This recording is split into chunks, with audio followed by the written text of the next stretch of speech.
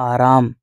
जब तक मनुष्य अपने मन को खाली नहीं करता है और अपने मन को अंतरिक्ष में नहीं मिलाता है, उसे कभी आराम ही नहीं आता, क्योंकि वो उसी का तत्व है। जैसे मिट्टी में मिट्टी मिल रही है, जल में जल मिल रहा है, अग्नि में अग्नि मिल रही है, वायु में वायु मिल रही है, और ये चारों ही झूठे हैं, क्योंकि शरीर इनसे बना है, जैसे पृथ्वी का शरीर बना है, और दोनों ही मायावी हैं।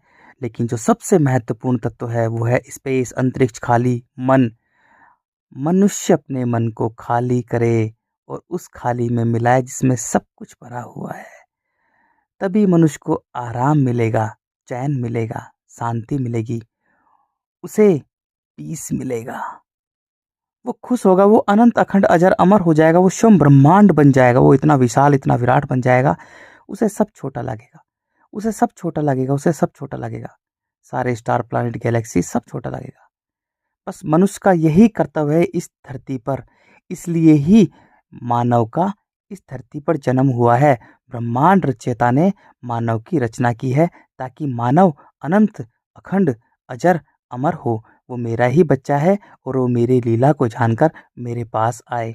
लेकिन दुर्भाग्यवश मानव इतना दुष्ट प्राणी, नीच प्राणी, मिट्टी का अंधा कीड़ा बन गया है।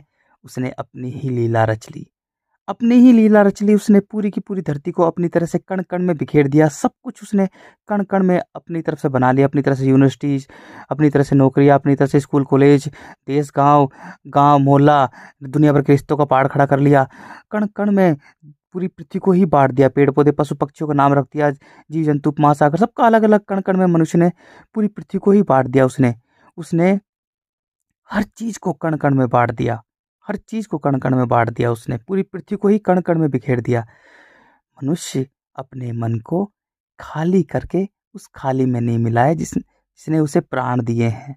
अंतरिक्ष, अरे मानव का जन्म ही इसलिए हुआ है ताकि अपने मन को पूर्ण रूप से खाली रखे, निर्विचार करे, मौन करे, मिट्टी का एक भी कण मन में ना बसा के रखे। तभी तो मानव का मन अंतरिक्ष में मिलेगा, वही अनंत अखंड अजर अमर होगा।